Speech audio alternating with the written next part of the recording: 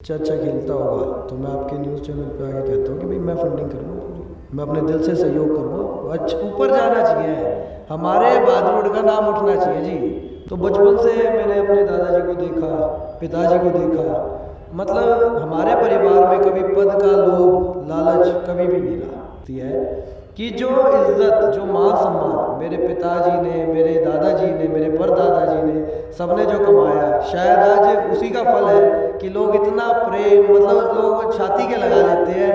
मैं किसी को गलत नहीं कहूँगा, लेकिन राजनीति को अच्छे नज़रिए से शायद नहीं देखा जाता।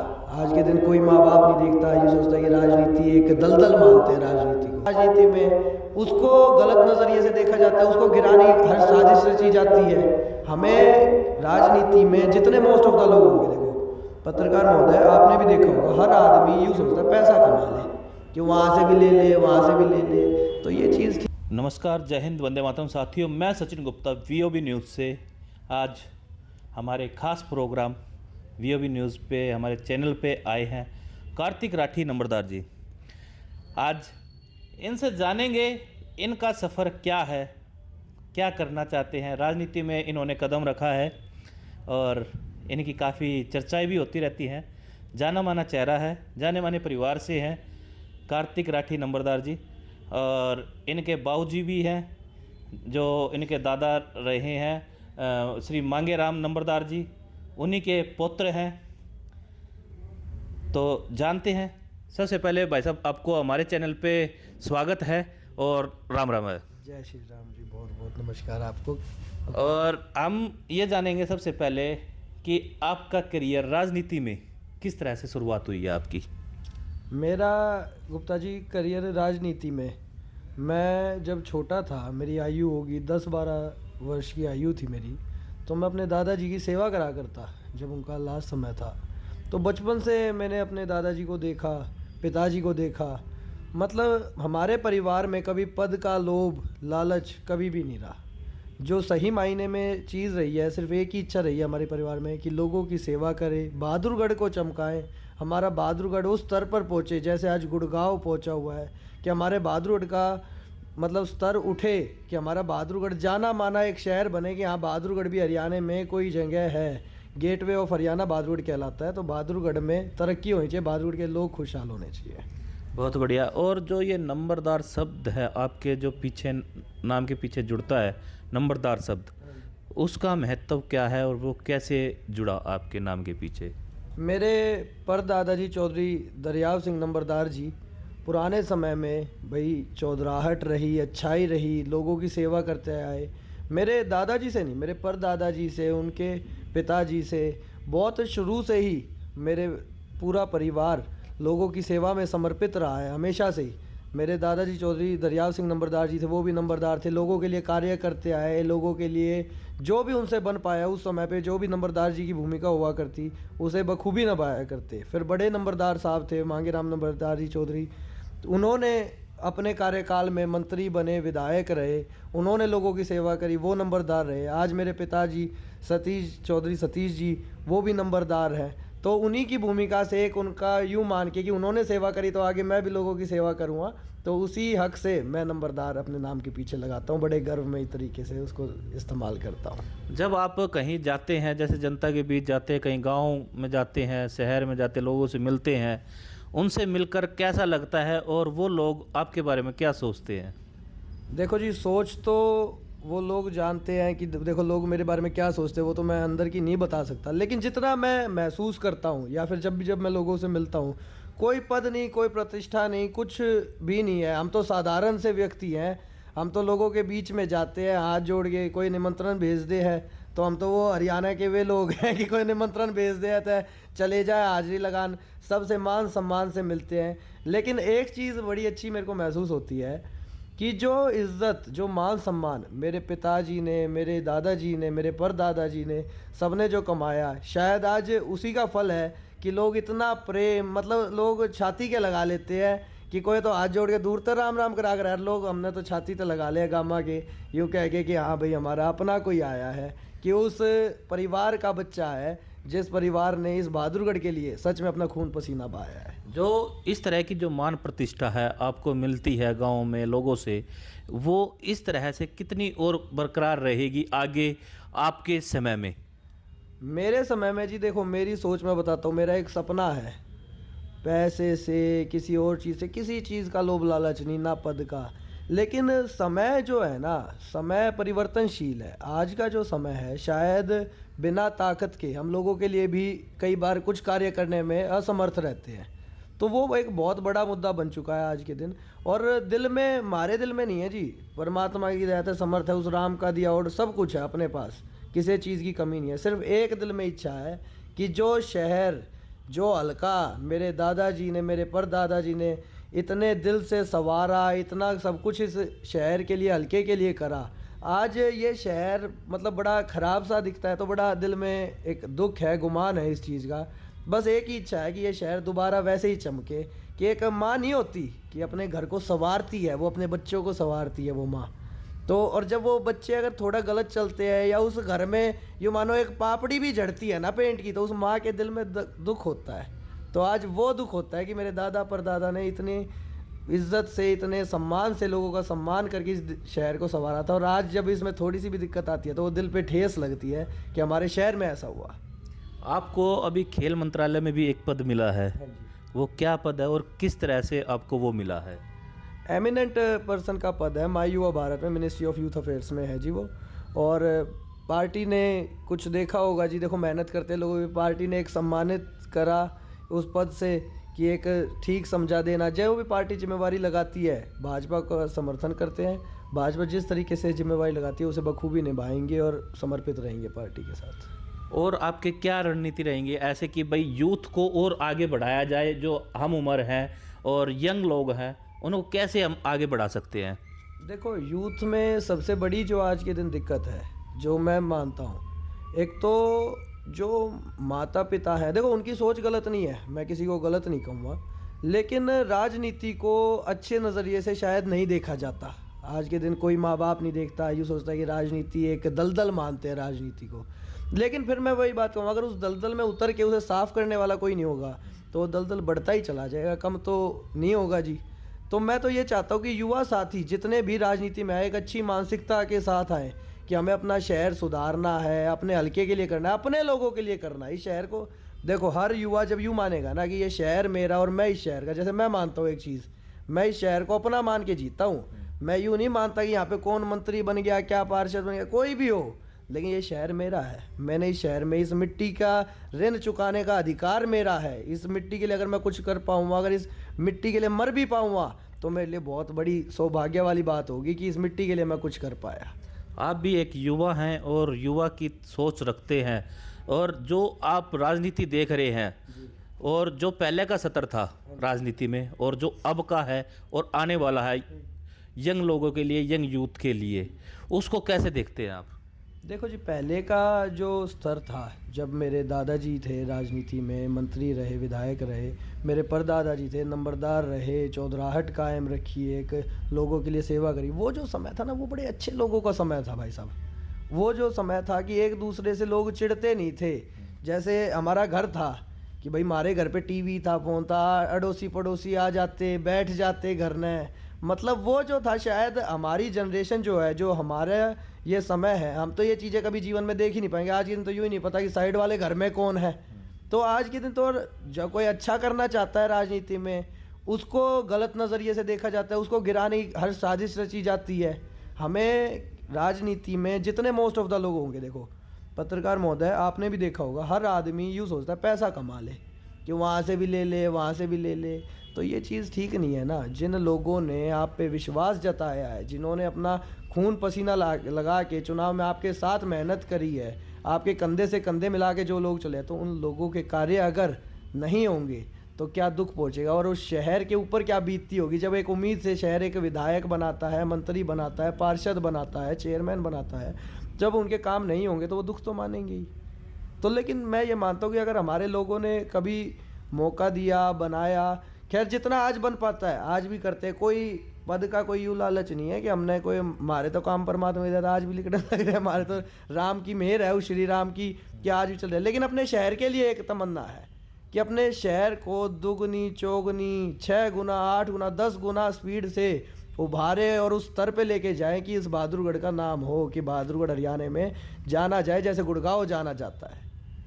तो वो किस तरह से होगा? जिस तरह से आप देखते हैं कि एक यूथ की सोच क्या होगी उस समय, कि जो हम पहले देखते थे कि भाई जो राजनेता हैं और काफ़ी भ्रष्टाचार भी रहा है, काफ़ी करप्ट लोग भी रहे हैं, जो काफ़ी देश को और अपने शहर को लूटने का काम करते हैं, और अपने मतलब कि जो सुधारने के लिए एक चीज़ों को अच्छी तरह से दिखाने के लिए, सुंदरता लाने के लिए टेंडर लगे होते हैं, उसमें गड़बड़ करना, उस यूथ का क्या सोच होगी कि अगर हम उस जगह पे होते तो हम क्या करते?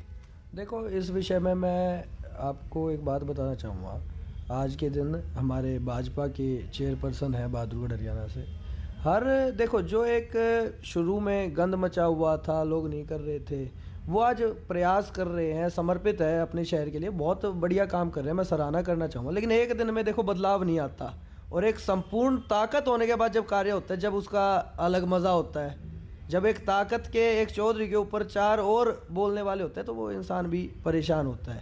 अगर हमारे हाथ में संपूर्ण ताकत होगी, परमात्मा को हमें मौका मिलेगा, तो सबसे पहले अपना विषय होगा कि कोई बेरोज़गार ना हो हमारे हल्के में। जैसे मैं तो आपको कहा, मैं तो राजनीति सीखी है, जन सेवा सीखी है, तो अपने चौधरी मांगेराम नंबरदार जी दादाजी से सीखी है कि उन्होंने जब अपने समय में नौकरी देने का काम करा, तो उन्होंने उन घरों में नौकरी दी जिनमें चूल्हा जलाने के लिए माचिस भी नहीं हुआ करती, तो उन्होंने उन घरों में नौकरी दी। आज हम गाँव में जाते हैं तो लोग ही बोलते कि नंबरदार तेरे दादा ने इतने बालक हमारे गाँव में नौकरी लगवा दिए, रह उस फलाने घर में चूल्हा भी नहीं जला करता, तो मैं आज मर्सिडीज़ खड़ी है घर के बाहर। तो ये बताओ, ये हमारे लिए कितनी गर्व में ही बात होती है।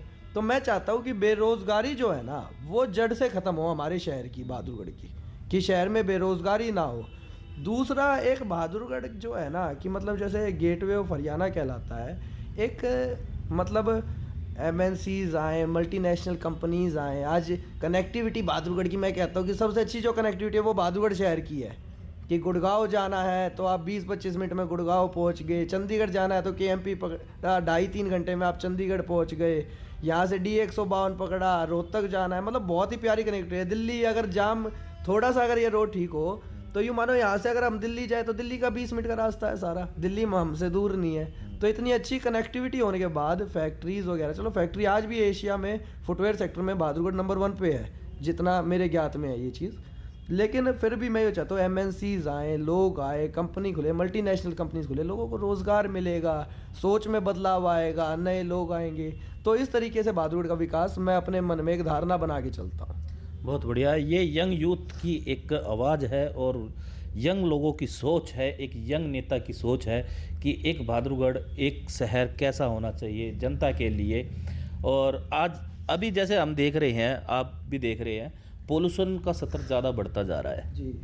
उसको कैसे कंट्रोल किया जा सकता है? आपके अनुभव के अनुसार, आपकी सोच के अनुसार कैसे कंट्रोल किया जा सकता है उसको? देखिए, पॉल्यूशन का जो कंट्रोल का वो है, हमारे मंत्री है, एनवायरनमेंट मिनिस्टर है भूपेंद्र यादव जी, आदरणीय भूपेंद्र यादव जी, तो वो इस पे रेगुलर कार्यभार संभाल रहे हैं। उन्होंने अपने भाई गाड़ियों, मेन जो पॉल्यूशन दिल्ली में बताया गया है या दिल्ली से सटते NCR के उनमें बताया गया है, वो गाड़ियों से बताया गया है। जो पुरानी गाड़ियाँ उनसे पॉल्यूशन होता है, उसमें BS4 BS6 का वो करके कुछ गाड़ियाँ जो पुरानी गाड़ियाँ उनकी अनुमति भी दिल्ली में बंद करी है। तो उस पर सरकार कार्य कर रही है और मेरे को उम्मीद है कुछ समय में कंट्रोल में आ जाएगा। अच्छा, आपको क्या लगता है ये सिर्फ गाड़ियों से ही पोल्यूशन होता है? देखिए, फैक्ट्रियों का भी है, कंस्ट्रक्शन का भी है, पॉल्यूशन तो नाना प्रकार से होता है, बहुत सारी चीज़ें, प्लास्टिक के जलने से भी होता है, कोयला जलता है उससे भी पॉल्यूशन है। तो इन चीज़ों पे मैं वही कह रहा हूँ ना कि हमारे जो मंत्री जी हैं उन्होंने एक कदम उठाया है। बीच में कोयले की जो ये भट्ठे चलते थे इन्हें भी बंद करवाया गया था कुछ समय के लिए। लेकिन एक बात देखो ना कि सरकार को सबको ध्यान में रख के काम करना होता है कि अगर एक आदमी भट्ठे से अपना कारोबार चला रहा है, अगर हम उसे बिल्कुल मार देंगे तो वो भी तो मर रहा है अगर पॉल्यूशन से। तो एक तरीका बना रहे हैं, एक रणनीति बनाई जा रही है, रणनीति बना रखी है, उसमें धीरे धीरे ये कंट्रोल में आ जाएगा। जैसे आपके सरकार की ही एक नीति है स्वच्छ भारत अभियान। हाँ जी। स्वच्छ भारत अभियान में जैसे हम देख रहे हैं कि भी सड़कों का जो हाल है, एक तो टूटी हुई होना, दूसरा वहाँ पर रेत मिट्टी ज़्यादा होना, ये भी एक पोल्यूशन का कारण है। तो अगर हमारी जो सड़कें हैं अगर वो साफ रहेंगी, धूल मिट्टी रुकत रहेंगी, तो वो पोल्यूशन मुक्त हो सकता है। और इतनी जो हम देखते हैं भाई, जो गाड़ियों से पोल्यूशन होता है वो सबसे ज़्यादा पोल्यूशन धूल मिट्टी का पोल्यूशन है, जो हम एक एनालिज करते हैं कि भाई देखते हैं, लोगों से बात भी करते हैं, घूमते भी हैं, तो ये चीज़ें होती हैं। तो इस तरीके मतलब स्वच्छ भारत अभियान में हम इन चीज़ों को कैसे सुधार में ला सकते हैं? देखो, स्वच्छ भारत अभियान का जो हमारी पार्टी का प्रोपोगंडा है, तो उसमें तो यूँ मानो कि आप मुख्यमंत्री जी हो गए, नेता हो गए, हम तो सारे झाड़ू लेके साफ करते थे। लेकिन फिर भी देखो, जैसे आपने कहा रोडों पे मिट्टी है, देखो उससे मैं नहीं मानता पॉल्यूशन में इतना फ़र्क पड़ता है। पॉल्यूशन तो वो है ना कि जो डार्क पॉल्यूशन निकल रहा है, गाड़ियों में से निकल रहा है, जो गैस निकल रही है, जो गलत गैसेज निकल रही है, उनसे पॉल्यूशन ज़्यादा है, तो उनसे ज़्यादा इफेक्ट पड़ेगा। जहाँ तक रोड टूटे हुए की सवाल है, भाई बहादुरगढ़ की अगर मैं बात करूँ, तो चेयरमैन साहब भाई जितना उनसे बन पा रहा है, जितनी उनके हाथ में ताकत है, उस हिसाब से बनवा रहे हैं। अब हमारा रोहतक रोड आगे का रोड बना है, अभी आपने देखा कि यहाँ पे भाई सुधार का कार्य चल रहा है। तो देखो, एक दिन में तो कभी भी सुधार नहीं हो सकता भाई। झज्जर जिला तो मैं ये मानता हूँ कि 2 टर्म से विपक्ष में ही चल रहा है। विधानसभा के चुनाव में 2 टर्म से झज्जर पूरा जिला, चारों सीटें भाजपा के विपक्ष में चल रही है। तो इसमें भी कुछ सुधार लाने की ज़रूरत है, उसमें भी हम काम कर रहे हैं कि भाई क्या नाराज़गी है लोगों में या क्या बात है। तो उम्मीद है कि आने वाला जो चुनाव होगा झज्जर जिले में भाजपा का होगा और भाजपा की जीत होगी और पूर्ण तरीके से यहाँ पे तरक्की होगी पूरे झज्जर जिले की। एक अच्छे नए स्वरूप में आप झज्जर जिले को देख पाएंगे। बहुत बढ़िया। अभी हम बात कर लेते हैं, आप खेल मंत्रालय से जुड़े हैं, एमिनेट पर्सन है उसमें, तो खेल मंत्रालय नई नई योजनाएं भी लेके आ रहा होगा बच्चों के लिए, तो किस तरह की योजनाएं हैं और किस तरह से एक बच्चों को आगे लाया जा सकता है? खेल मंत्रालय में जो योजनाएं हैं वो होती है कि साइकिल कैंपेन चलाते हैं, सुबह सुबह रनिंग के प्रोग्राम्स होते हैं, सारे मंत्री वगैरह जितने भी हमारे मंत्री जी हैं आदरणीय, सारे उसमें पार्टिसिपेट करते हैं। तो इस तरीके के प्रोग्राम चलते हैं। फ़िलहाल वो रणनीति बना रहे हैं, आगे जो प्रोग्राम आएंगे उसके बारे में हम विषय में बात करेंगे ज़रूर। तो जिस तरह से हमारे स्पोर्ट्स में जो अपने चल रहा है, क्रिकेट है, फुटबॉल है, रैकेट है, अपने यहाँ पे ऐसा कुछ आप प्लान बना रहे हैं कि भाई कुछ प्रतियोगिताएं कराई जाएं जिससे यूथ निकल के आए और उनमें प्रेरणा आए कि हम अपने देश के लिए, अपने शहर के लिए, राज्य के लिए खेल रहे हैं? मेरे मन में जो खेल के लिए एक धारणा है, एक तो हमारे हरियाणा में कुश्ती का, रेसलिंग का बड़ा क्रेज़ है और बच्चे करते बहुत अच्छे हैं। शायद हर बच्चे को मौका नहीं मिल पाता, तो उनको आगे लाने के लिए एक धारणा हमारे मन में है कि आगे चल के उनके नाम से प्रोग्राम कराया करेंगे, पूरे हरियाणा का एक अच्छे लेवल पे उस प्रोग्राम को कराएंगे। दूसरा मेरे मन में वॉलीबॉल का बड़ा था कि वॉलीबॉल जो है बच्चे रोज़ खेलते हैं। अगर मैं कार्य एक रोज़ कर रहा हूँ और उसमें अगर बच्चे को तरक्की मिलनी लग जाए, तो उसको खेल को खेलने का एक उत्सव और एक मज़ा एक अलग ही आएगा कि जब वो खेल खेलेगा और उसमें उसे तरक्की मिलेगी, मान सम्मान मिलेगा। तो मैं वॉलीबॉल को भी ये सोचता हूँ कि हमें प्रमोट करना चाहिए, कि वॉलीबॉल को भी प्रमोट करने की हम एक नई नीति बनाएंगे, जिससे हमारे जितने भी गांव के, शहर के बच्चे खेलते हैं उन्हें एक नया मंच मिले, एक अच्छा मंच मिले, जिससे वो अपनी तरक्की की तरफ बढ़ पाए। बहुत बढ़िया। 1 मिनट स्टॉप कर देना। कितनी होगी थी वो? करो। आपको खेल मंत्रालय में ही क्यों जगह मिली और आपको क्या रुचि ज़्यादा थी खेल में? किस तरह से खेल मंत्रालय में एंट्री हुई आपकी? खेल मंत्रालय में मेरा ये मानना है कि जो मेरे को पद मिला, एक सम्मान मिला पार्टी की तरफ से या सरकार की तरफ से, उसका मेन विषय ये है कि भाई देखो, युवा हूँ मैं, तो अभी उम्र मतलब कम है, आपसे भी उम्र में छोटा ही हूँ पत्रकार महोदय में। तो वजह ये है कि भाई खेलों में मैं भी अपना इंटरेस्ट रखता हूँ, क्रिकेट वगैरह खेलता था, बास्केटबॉल वगैरह खेलता था। फिर जितने भी युवा साथी जुड़े हुए हैं, देखो हरियाणा जाना जाता है खेलों की वजह से, मेडल लाता है हमारा हरियाणा लाता है, तो युवा के करके मेरे को लगता है कि खेल मंत्रालय में मेरे को जिम्मेवारी मिली है। बहुत बढ़िया भाई। यंग यूथ है कार्तिक, और इन्होंने खेल मंत्रालय ने इनको चुना है। आप अपनी जो यूथ है, आप यंग हो और आप क्या एक योजना बना रहे हो अपने हिसाब से, अपने मन से, कि खेल में क्या उपलब्धि होनी चाहिए, किस तरह से हम खिलाड़ियों को आगे बढ़ावा दे सकते हैं?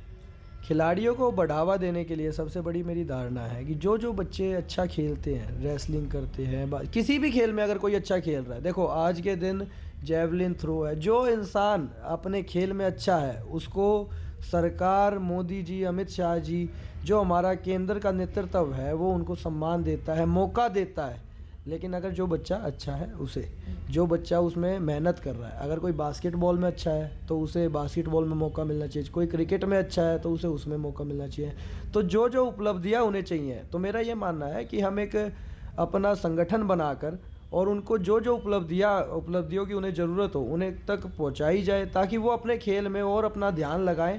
कि भाई जैसे रेसलिंग के लिए मैट चाहिए, कई गाँव में मैटों की ज़रूरत है कि भाई प्रॉपर मैट्स पे खेल के बच्चे सीख सके। तो जो जो उपलब्धियां है उन्हें, हमारे हरियाणा में कोच से ज़्यादा उपलब्धियों की ज़रूरत है, मतलब फंड्स की ज़रूरत है आज के दिन खेल के उसमें। मैं ये मानता हूँ बहादुरगढ़ में खासकर, चलो हरियाणा की भी नहीं कहता, मैं तो अपने शहर की बता सकता हूँ कि शायद फंड्स की ज़रूरत है कि भाई मैट लाना है कहीं पे, भाई बास्केटबॉल खेल रहे हैं उनको उपलब्धियाँ चाहिए कि आगे बढ़ने का मंच चाहिए। तो इन चीज़ों को मद्देनज़र रखते हुए उनको आगे बढ़ाने का मौका हम देना चाहते हैं। बहुत बढ़िया। तो इस तरीके से जैसे आप खेल को आगे बढ़ाने के लिए काफ़ी सुविधाएं दे रहे हैं, और क्या ये आगे लागू होंगी? बिल्कुल होंगी जी, 100% होगी इसको हम इसके लिए बढ़ चढ़ के, हमारे भाजपा सरकार इसको सपोर्ट करती है, बहुत अच्छे से सपोर्ट करती है, इसका सहयोग पूरी तरीके से करती है। हम अपने ऊपर वाले नेतृत्व तक ये बातें लेके जाएंगे तो 100% इनका हल निकलेगा और इन पे पूरी उपलब्धियाँ प्राप्त होंगी। जैसे आप जब छोटे थे और हम भी छोटे थे उस टाइम पे, तो हम अधिकतर ये सुनने को मिलता था कि भाई जो खिलाड़ी हैं, अच्छे खिलाड़ी हैं, पैसों के कारण पीछे रह जाते हैं, ठीक है? तो क्या वो चीज़ें होती हैं या नहीं होती है, या आगे चलती है वो पैसों का क्या है? मैंने अभी आपको बोला कि जो भाई अच्छा खेल खेलते हैं उनको उपलब्धियों की कमी रह जाती है, भाई सारी चीज़ें नहीं मिल पाती। हाँ, अगर मेरे बहादुरगढ़ में से कोई बच्चा अच्छा खेलता होगा तो मैं आपके न्यूज़ चैनल पे आके कहता हूँ कि भाई मैं फंडिंग करूँगा पूरी, मैं अपने दिल से सहयोग करूँगा। अच्छा ऊपर जाना चाहिए, हमारे बहादुरगढ़ का नाम उठना चाहिए जी। मैं तो ये मानता हूँ उस हरियाणा से पहले भी ना इस बहादुरगढ़ का नाम उठना चाहिए कि बहादुरगढ़ का बच्चा आज इंटरनेशनल खेल के आया, गोल्ड मेडल लेके आया ओलंपिक्स में। तो मेरे को इतना ही गर्व बहुत है, उसको सहयोग करने की जिम्मेवारी मेरी है। अगर कोई बच्चा खेलता है तो पूर्ण तरीके से फंडिंग की, पैसों की वजह से कमी नहीं आने देंगे। बहुत बढ़िया भाई। अगर कोई भी बच्चा इस तरह से अभाव में है कि भाई मेरे पास फंड नहीं है, पैसा नहीं है, मैं उसकी वजह से आगे नहीं बढ़ पा रहा, अभी हमारे साथ कार्तिक जी हैं, उन्होंने आपके सामने ऐलान किया है कि अगर कोई ऐसा है, ज़रूरतमंद है और वो अच्छा खिलाड़ी है, उसकी मदद कार्तिक जी करेंगे। और इनसे आप कभी भी संपर्क कर सकते हैं। आपसे संपर्क करने के लिए कैसे वो लोग कर सकते हैं? देखो, खुश नसीबी मैं कहता हूँ उस बच्चे की नहीं, खुश नसीबी तो मेरी होगी कि मुझे ऐसा मौका मिलेगा कि भाई कोई इतने अच्छे स्तर पे जा पाएगा और हमारे बहादुर का नाम रोशन होगा। तो मैं तो कहता हूँ कि अगर किसी को सच में ज़रूरत है तो बिल्कुल निश्चिंत होके वो किसी भी मेट्रो पिलर नंबर 845 के सामने कार्यालय है, कार्यालय पे आए और मिले। फ़ोन नंबर मैं अपना दे देता, फ़ोन नंबर मैं इसलिए देता कि ज़्यादा पब्लिक हो जाएगा तो आप समझते हैं। नहीं, आप ऑफिस पर आएँ, आप कार्यालय पे आए, इनके कार्यालय पर ये मिलेंगे आपको, और आपको जैसी भी ज़रूरत लगती है हेल्प की वो आपको मिलेगी। तो कार्तिक जी, आपका बहुत बहुत धन्यवाद है, आप हमारे चैनल पे आए और आपने समय निकाला और आपने काफ़ी चीज़ें बताई हैं खेल मंत्रालय के बारे में, और काफ़ी रोचक बातें रही हैं। किस तरह से आपने काफ़ी चीज़ें खेल के बारे में बताई और हमारी राजनीति पे भी बात हुई है, और आपके जो नंबरदार शब्द है उसका भी रहस्य बताया है। बहुत अच्छा लगा, बहुत बहुत धन्यवाद। जय हिंद, वंदे मातरम साथियों। बहुत बहुत धन्यवाद पत्रकार।